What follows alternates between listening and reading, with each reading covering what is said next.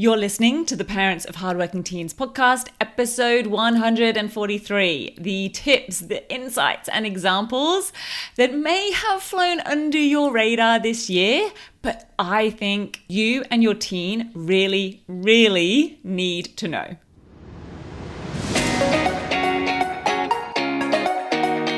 I'm Katie Jones, and with over 15 years in education as an award-winning high school teacher, international external examiner, and as a study coach, I've helped thousands of students skyrocket their results and confidence. And this podcast is where I share all my insights, tactics, and tips with you, the parent, so you can help your hardworking teen get happy, smart, and successful in their study, and have you both enjoy the journey along the way.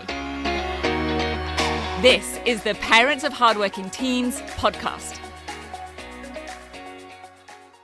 Hey VIPs, Merry Christmas and happy summer holidays. For those of you in the Southern Hemisphere, happy holidays for those of you everywhere. We all know what this time of year brings and means.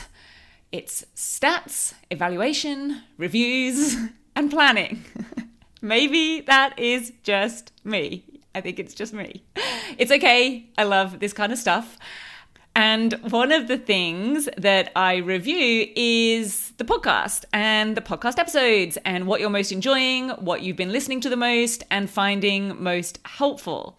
So I take a look at all of the download and listen stats and your feedback. Thank you to all of you who have emailed me at any point during this year or any time since launching the podcast, which was quite a while ago now, and telling me what you found helpful or what's been impactful and you've been able to use with your teen and how it has made a difference to them and their study. I always love getting your emails. And those of you who have done this will know that I always reply personally, but often as well with something else that I also think you'll find helpful given whatever you've shared with me in that email. It might be a free guide or a resource or another episode or even something outside of something that I've produced, but like, hey, have you seen this? You need to go check this out. Something that will tie in really nicely and continue to build and develop whatever it is that you are already finding helpful. I'm always like, hey, great that you have this. I'm so pleased to hear it. Now, please also make sure that you have this as well. I just can't help myself. And on that train of thought, I know that sometimes podcasters and podcasts will do a bit of a best of summary review at the end of the year. And it'll often be based on, hey, here were some of our most popular episodes. Let's do a recap. But in the name of being strategic and effective, which you know is what I preach, so I'm going to practice it as well, I figured that, well, if they're already the most downloaded or the most listened to, then you've probably already heard what those are, and I don't need to go and repeat them to you. So just like my email replies, in the same vein as if you found this helpful, then you're also definitely going to want or need this. Then what I'm going to do on this episode is share some of the tips and highlights that, based on what you clearly already like and want and need, I would also recommend for you and your teen. Because of course there were some episodes that I kind of expected to be up there near the top of that downloads and popularity list. But there were also some that I was kind of surprised weren't there. They weren't towards the top end of that list. And that's just because I know what's in those episodes and I know how critical and important some specific ones of those are. And I also know how little maybe that particular strategy or concept or tip or technique is known by parents and students and understood. Because remember, I've just marked a huge load of external exams and I've worked with over 100 students in my coaching programs throughout this year. And I know what students are and aren't doing in their responses and what they are and aren't understanding and showing in their work. And I also know, to be honest, that it might just be that I kind of gave that episode, whatever it is that I think, oh my gosh, why aren't people looking at this or downloading this one or listening to this one? It might just be because I kind of gave that episode a bit of a rubbish title, one that maybe just isn't very appealing or maybe it's a little bit vague, and that is on me. So I apologize in advance if maybe there's something here that you haven't listened to just because I happen to give it a not great title. I am not a writer, I am not a creator, I am not the best at this part of things. So here I'm going to share some of the lesser known, but in my professional opinion, much needed concepts and tips and examples and the episodes where I have shared them, so that if you want to, you can go give them a full listen and get the full details and the help if you wish over this summer break, while you likely have a long car drive or a little bit of extra time, so that you can listen to maybe some episodes that you normally might not have picked up. And I know when I say a long car drive, this podcast isn't exactly the soundtrack to a summer holiday or Christmas drive, but what can I do? I just want you and your teen to have these, okay? So however you make it happen, that part is up to you. So let's dive in to these, what I'm going to call under the radar, but top priority tips for 2025 into 2026. And these are, number one, from episode 118, what's the point? No, really, what is it? Because this is something I have been talking about a lot this year on consults, on accelerator calls, in coaching sessions. And I even made a whole member seminar, like a little mini workshop on this. So for those of you who are members, who have students who are members, I am talking about the booster seminar, which is in the study vault, and it's called Knowing What to Prove to the Marker. So in that, I get into how your team can actually work this out for themselves, what it is that they actually need to prove, and how they can figure that out for any task. But for now, here on the podcast, I'm just going to share the why they need to be doing this. Because when I say, what's the point, I mean in relation to your team's assignments, investigations, extended tasks. Like, what is the point of designing an outfit for Lady Macbeth for an English task, which you will hear about in episode 118. Or in other episodes where I touch on this same concept, if you want to check these out, you can. The photo story assignment for geography, which one student had, that you can hear me discuss in episode 140. It was how to figure out the focus of an assignment. Or like any kind of creative tasks, maybe it's writing a short story, which you can also hear about in episode 18, which is the truth about creative tasks. Because the point here, the point is to demonstrate certain knowledge and skills related to the subject or topic in whatever the task or the outcome is that they are required to complete and show. It is about applying the knowledge and or skills in a particular context or to a particular situation. The actual output, the story, the dress design, the photo story, whatever it is simply the vehicle to be able to demonstrate those things. So episode 118 is going to help you and your team make sure that they are putting their time and their effort into the elements of whatever their assignment or task is that's actually going to earn them credit and gain them marks, and ensure they do not end up spending a ton of time and effort on things that won't. And this is important because a big issue that I'm hearing a lot from students and their parents at the moment is how much time they are spending on their study. And I believe, in fact, I will say I know that for most hardworking students, this time and effort could be drastically reduced without negatively impacting their results. And in fact, I will say even increase them at the same time, which I know might sound a little bit too good to be true, but I can tell you that the skills, strategies, techniques, and understanding of their tasks, of mark schemes, of the wording of questions is what enables them to tackle them in a much more strategic and efficient and effective way. And they are the same as those that also help them to create a higher quality, more sophisticated response. It is a double whammy positive, which is why I'm sharing this particular episode with you on this list. Okay, so talking about increasing performance and results, my next priority tip that may have flown under your radar is from episode number 12, and it's called Does Your Teen Need a Tutor? Now, I've included this one on the list right now specifically because it might be something that has gone through your mind thinking ahead to next year. Perhaps some of your teen's results haven't quite been where they want them to be, or that you know they could or should be given their ability and the effort you know they've put in. And I did wonder with this, whether it's because the title makes it sound a little bit like I'm going to sell tutoring on this episode. So in hindsight, maybe it wasn't a great title because it's kind of the opposite of what that episode is all about. Because what I found for many capable and hardworking teens is that getting tutoring for a specific subject, like maybe English or maths, is often not the thing that's going to make the biggest difference for them. Because it's not the subject knowledge that's holding them back. It's their ability to convey the knowledge that they have, that they're already doing well with, they get what they're doing in class, in the way that the question or task demands and that mark scheme requires. Because conveying and applying that knowledge does not come from gaining more knowledge, understanding the Shakespeare text better, practicing more simultaneous equations. Not that those things aren't important, but if we end up fixing or trying to fix something other than the weakest link, then it's kind of like putting more fuel into a car that has no wheels. This is my classic analogy for all of this. We think the car needs more fuel. We think we need to learn the subject content. We think we need more information and stats and facts.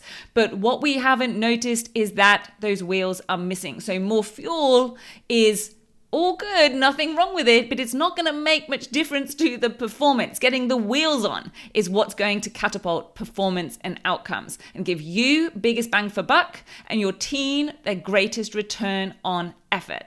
And I say this not because I have anything against tutors. I have done tutoring in my time way back when. It can be great if it's subject knowledge, understanding the content and the concepts that they need to learn, if that is your teen's weakest link. If that's the thing they're struggling with, they're just struggling to understand the subject and the subject knowledge and concepts, then absolutely, tutoring in that subject can be a massive help. But what I also observed back when I did a little bit of tutoring many, many years ago is partly what led me to doing the work that I do now. Because just working on subject knowledge wasn't enough for the students. It wasn't the thing that was going to move the needle the most for them. And I could see that because of my experience in assessment, working with external exam boards, doing external marking, moderation, etc.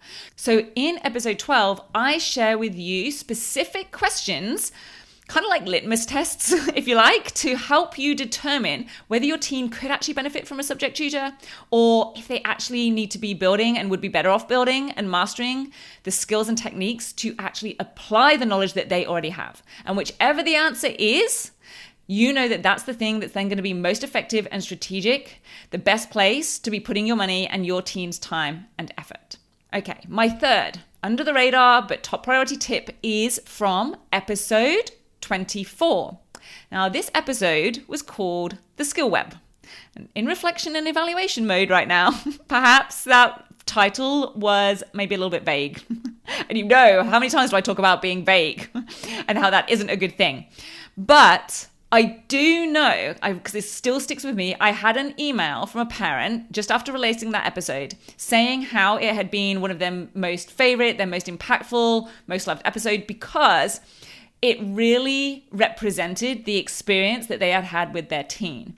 So if you haven't caught this episode, then I would recommend it and you can sort of see if it resonates, especially if your teen has gone through any of the trainings and coaching with me, but also likewise, if they haven't, and it will start to perhaps show you some of the key skills that I believe every student needs in order to truly succeed to the best of their ability in exams and assessment, as well as their everyday study.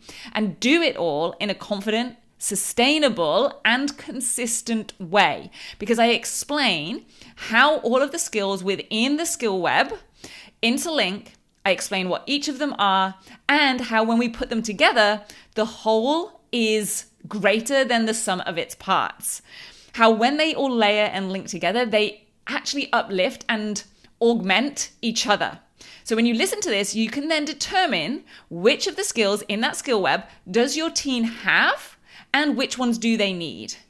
Or I should actually probably say that more accurately because it's never quite as black and white as that, really, in reality. I should say to what extent they have mastery and confidence in each skill, and then also decide which ones are, if we think back to the last point I just made, which ones are their weakest link that they can work on in order to not just up level that skill, but then because they interlink, up level everything that they already have.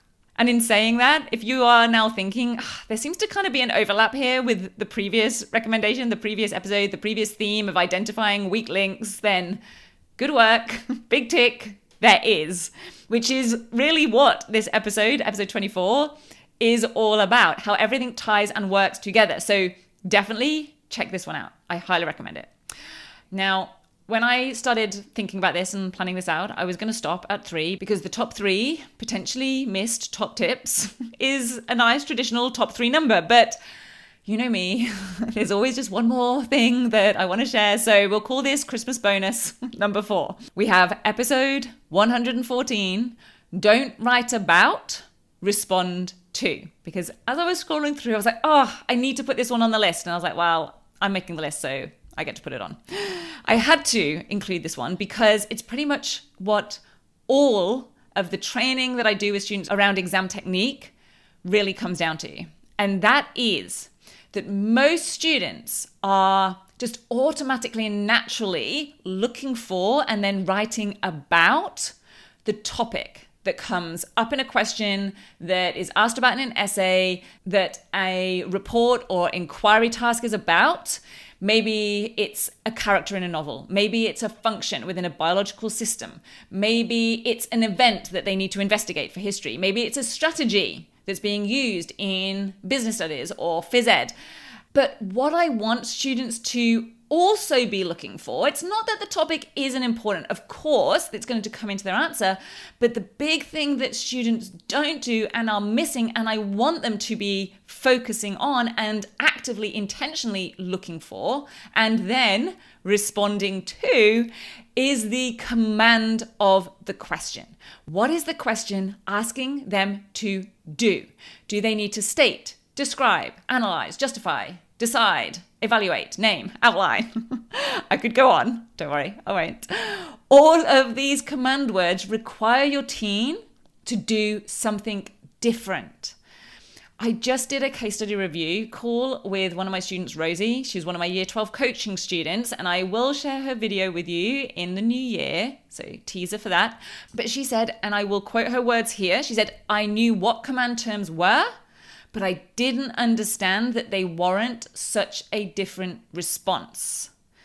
I cannot tell you what a difference this makes to your teen when they know not only what command words are, but how to specifically identify them in a question.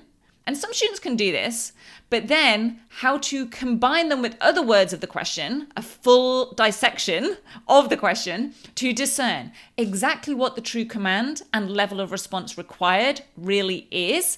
And then the how part, how to actually craft a response at that level with the right amount of detail and include specifically what is required with regards to the wording of the question and what the marking criteria, what the mark scheme will require, and have the confidence to know what isn't required, what won't be demanded, so they aren't wasting any time or word count on things that aren't going to even appear on the mark scheme. They will just get read straight over and dismissed by markers, even though it might be factually correct information. It's not going to get them any marks. So knowing what they do need to do, knowing exactly how to do it, but also knowing what they don't need to do, because that's for all of you who have teens who are, in Rosie's words, overwriting, writing more than they need to, and potentially either going way over their word count and having to cull it all back, or struggling to finish their exams in the time that they have available. So much I could talk about with this one. But like I said, you can go check out the episode 114 for more on that. I won't go into all of the detail here. What I want this to be is a summary list that you can then choose from and go into further for any that you choose. So I hope that you get or make time to catch some of these recommended episodes. And I apologize if you wish that you'd had them sooner and it's just because maybe I gave them a not so juicy or not so good title. And let me know what maybe your most impactful or useful episodes or shares from me from this year have been, or let me know if you have any let's call them requirements and demands of your own, things that you would love for me to cover on a future episode. Because like I said, I'm in planning mode, so I am absolutely thinking about everything to come that we're going to put in for next year. And finally, if after hearing all of this, you decide that you would love for your team to get the full training from me in all of these skills and strategies and techniques and more over this summer, then you can do exactly that with the 10-week Great Transformation Program. We have just released a new, updated and upgraded version of this program, the 10WGT for short. All of the content has been fully reviewed and updated and refined and honed to make it as impactful, succinct and actionable as possible. So the training videos, the workbooks, and the exemplars, the resources, the activities have all gone through the very special filter of, is this as clear and usable and relevant as possible? And if so, it stayed. And if not, it either got changed or updated or upgraded so that it is. Because the 10WGT is the perfect exam technique, strategic study training for your teen if they're already good with their subject content, but they need the skills and techniques and strategies to be able to put that across, to apply it in the way that the question or task requires and the mark scheme demands. Because it's online, it is available anytime. So if they want to get ahead over summer while they've got more time and really just want to hit the ground running, ready to start the next school year on fire and with confidence and with clarity, then this is a great option. There is no need to be coordinating times or being online for a specific session. They get access to the whole training program immediately upon enrollment. They get 12 weeks access. So they have 2 buffer weeks for maybe a break if you're going away or just to recap and review anything they want to at the end.